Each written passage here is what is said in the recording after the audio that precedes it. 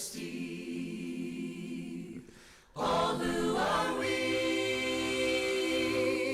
come to the fountain.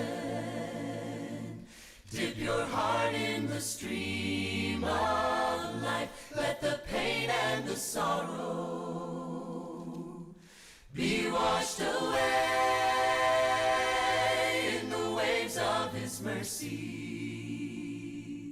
As deep cries out to deep, we sing, come Lord Jesus, come Lord Jesus, come Lord Jesus. Hello, thank you for joining us for the Jesus for Newbies Bible study. We're in lesson 19, Jesus walks to the cross.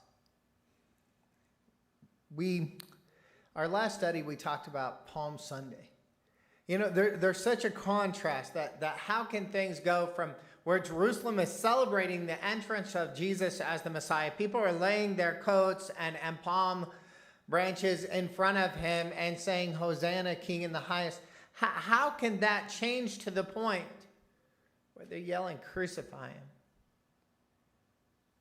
Last lesson, we looked at Jesus in the upper room, them breaking bread and remembering the cross before it happened and taking fruit of the vine. Jesus said, do this in remembrance of me. And then we come to the garden.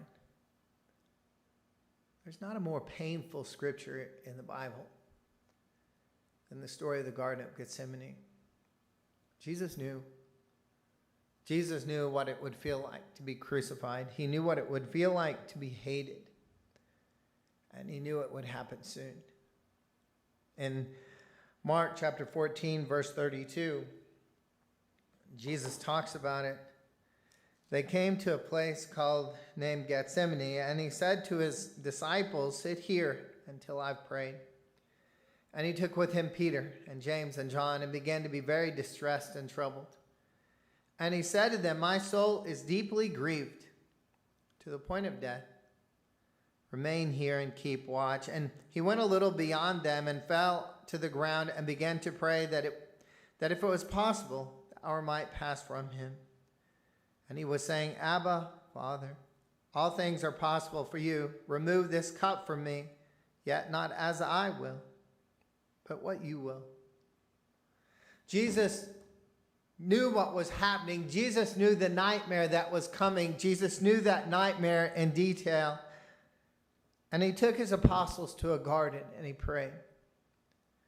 And as he was praying, he asked his disciples to keep watch. And he fell to the ground. Here Jesus said he was grieved to the point of death. Think what grieved means. Sad to the point of death. Overwhelmed maybe not overwhelmed. I guess he is God, but circumstances that dealing with brought him to the point of death. He says, I'm grieved to the point of death. Remain here and keep watch. And he went a little way beyond them and fell to the ground and began to pray. If it were possible, the hour might pass from him. He knew there was a storm coming. He knew there was pain coming. He knew there was hate coming. And he prayed, Abba, Father, all things are possible for you. Remove this cup from me, yet not as I will, but as you will. He asked that this cup pass from him. It's important to understand that Jesus walked to the cross. It's important to understand in this battle between love and hate, this battle between truth and untruth, and righteousness and unrighteousness, that Jesus walked to that battle. But it was a struggle for him. He was grieved over that struggle.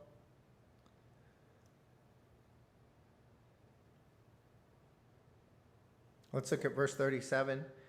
And he came and found them sleeping and said to Simon Peter, Simon, are you asleep? Could you not keep watch for 1 hour? Keep watching and praying that you might not come into temptation. The spirit is willing, but the flesh is weak.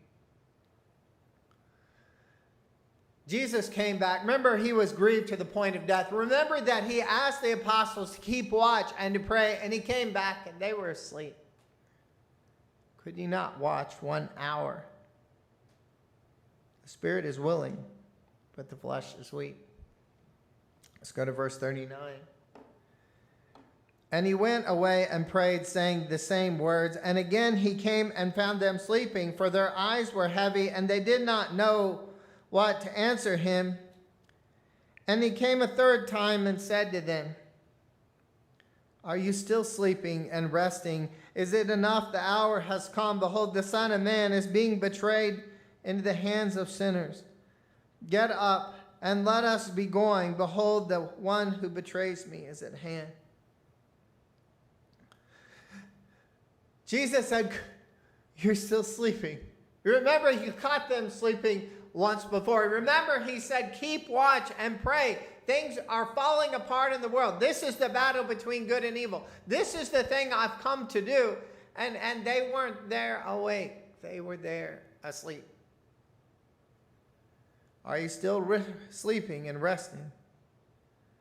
Is it enough? The hour has come. Behold, the Son of Man is being betrayed.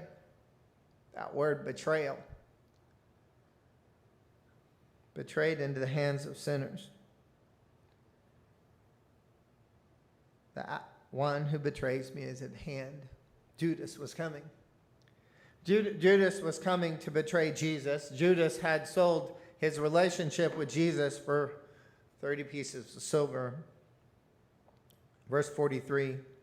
Immediately while he was still speaking, Judas, one of the 12, came up, accompanied by a crowd with swords and clubs, and were from the chief priests and the scribes and the elders. Now he who was betraying him had given them a signal, saying, whomever I kiss, he is the one. Seize him and lead him away under guard. After coming, Judas immediately went to him, saying, Rabbi, and he kissed him. They say he laid hands on him and seized him. It was culminating. Jesus became love incarnate in the world. Jesus became life incarnate in the world. And people couldn't handle that kind of honesty, truth, and love, and they had to get it out. Satan had to get it out. Remember, Satan entered Judas. Judas betrayed Jesus, and he said, I'll give you a sign. Whoever I kiss, that's Jesus. And Judas betrayed Jesus with a kiss.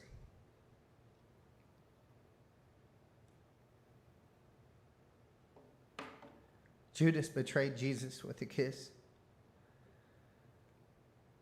I can't imagine how that would hurt.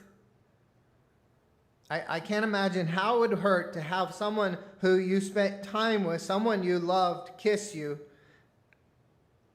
as you're being arrested, knowing that he was complicit in the conspiracy to stop you. There was a conspiracy to stop love being preached in the world. There was a conspiracy to stop life being preached in the world. There was a conspiracy to stop righteousness from being preached in the world. And Judas had betrayed Jesus.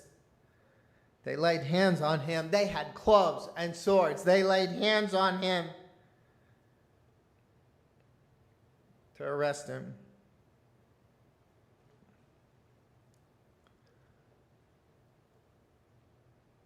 Let's look at verse 47.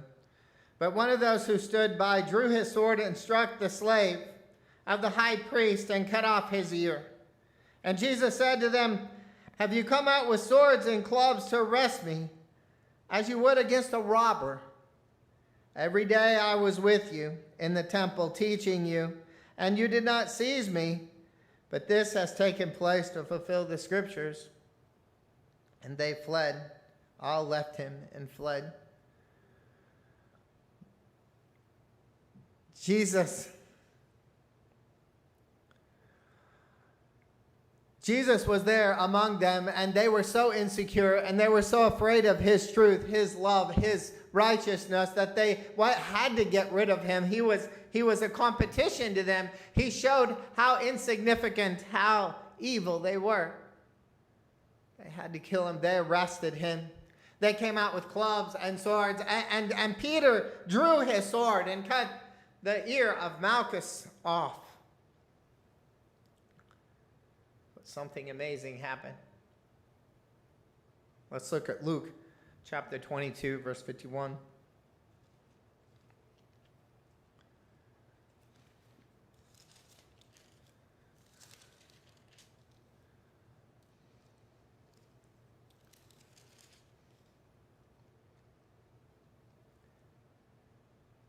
But Jesus answered and said, "Stop, no more of this." And he touched his ear and healed him. They came with the army to arrest Jesus, and they wondered what the apostles and the disciples and the followers of Jesus would do. They wondered if there would be a fight, and for a moment, for a split moment there was. For a moment, Peter drew his sword, and he cut off the ear of the high priest's servant, Malchus. But Jesus said, "Stop, none of this." And he touched Malchus's ear and healed him. Imagine the response of the other soldiers. All of a sudden, the one you're arresting reaches out to touch Malchus, whose ear is bleeding, and all of a sudden, the ear is restored. And he's healed. This obviously had effect on the people that were there to arrest Jesus. It obviously had effect on them because what happened next is unimaginable. Let's turn to John chapter 18, verse 4.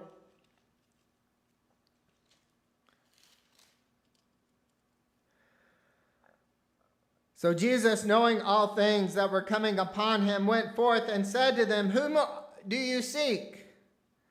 They answered him, "Jesus, the Nazarene." He said to him, "I am he." And Judas also, who was betraying him, was standing with him. So when he had said to them, "I am he," they drew back and fell to the ground. Therefore he asked them, "Whom do you seek?" And they said, "Jesus, the Nazarene." Jesus answered, "I told you that I am he. So if you seek me, let these go their way."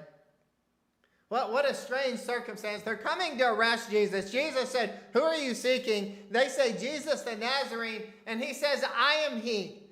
The strange thing about this circumstance is when he said, "I am he," they drew back and fell to the ground.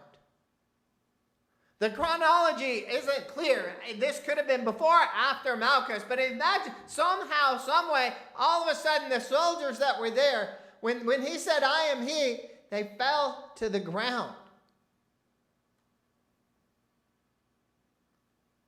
Something about Greek. The Bible is written in Greek. Greek doesn't have personal pronouns. So what the Bible text really says is Jesus said, "Who do you seek?" And they said, "Jesus the Nazarene." The text says, "I am." That's significant, isn't it? To the Bible students, that's significant. Let's look at Exodus chapter 3, verse 13.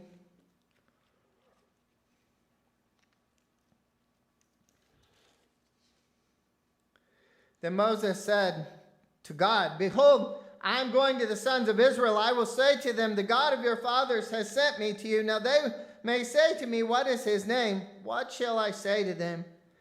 God said to Moses, "I am who I am."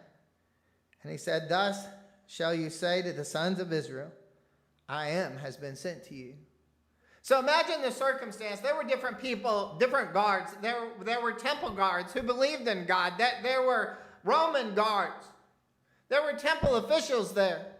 And all of a sudden, Jesus said, "Who do you seek?" "Jesus the Nazarene," they answered, and he said, "I am." Something about that circumstance. Maybe they'd seen the healing of Malchus, but something about that circumstance, the people who came to arrest Jesus fell to the ground. It seems that just for a second, just for a moment, maybe they believed. Just for a moment, maybe they worshiped Jesus. Isn't that incredible? Can you imagine the people there, the soldiers there? They had just seen Malchus's ear healed. They knew Jesus was different. They knew that something about Jesus, this person who didn't seem harmful, something about this person who didn't seem dangerous, There was an army to arrest him with clubs and swords. And they arrested Jesus. And he started to walk to the cross. It's unimaginable to me, the pain he was in Garden of Gethsemane. It was unimaginable to me that he was grieved to the point of death. But Jesus was walking to the cross, and I think it's interesting that the people who came to arrest him fell to the ground.